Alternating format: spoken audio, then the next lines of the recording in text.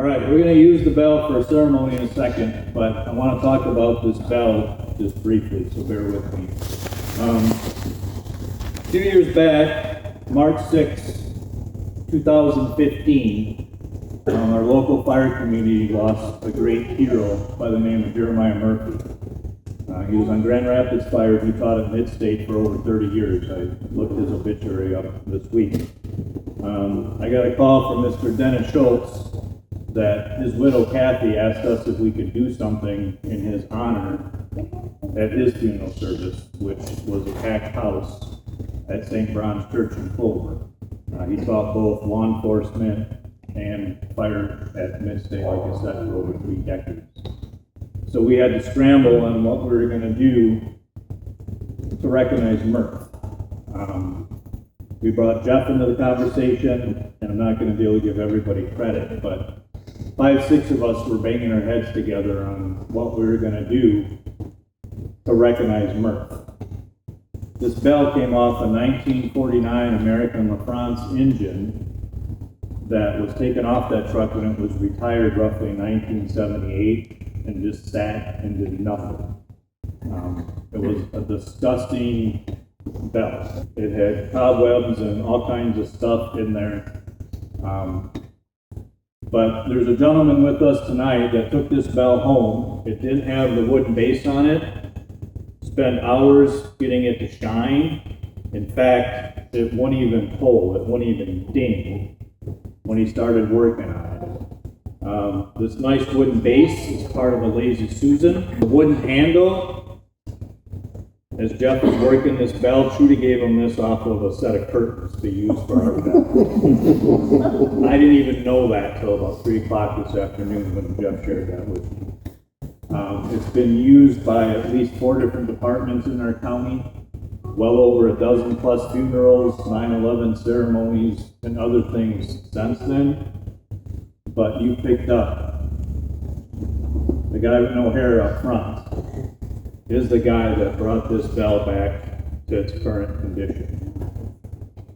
The fire service of today is ever changing, but it is steeped in traditions, some well over 200 years old. One such tradition is the sound of the bell. Organized EMS, or emergency medical services, is not as old as the fire service, but EMS borrows or utilizes some of these traditions, such as what we're going to do tonight. In the past, when firefighters began their tour of duty, it was the bell that signaled the beginning of that shift. Throughout the day and night, each alarm was sounded by a bell, which summoned these brave men and women to fight the fires and place their lives in jeopardy for the good of their fellow citizens. And when the fire was out and the alarm had come to an end, it was the bell that signaled the completion of that call. When a firefighter had died, it was the mournful toll of the bell that solemnly announced a comrade's passing. As I said, we utilize these traditions as symbols which reflect honor and respect on those who have given so much and have served so well. To symbolize the devotion that these brave souls had for their duty, a special signal of 3 rings, 3 times each, represents the end of our comrades' duties and that they will be returning to quarters. And so to Trudy, who tirelessly served her community and all of us for so long, this is her last alarm. She's going home.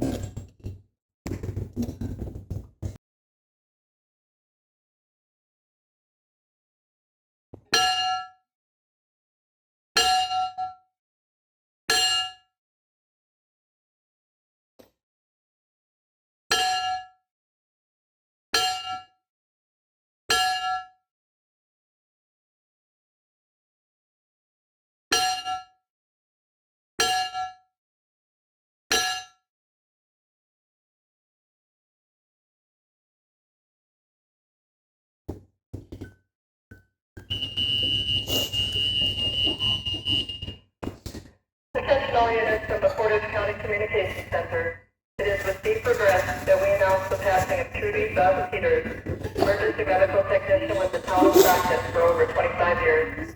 The bell has been struck for her final alarm. Time out, 6:05 p.m., March 23rd, 2023.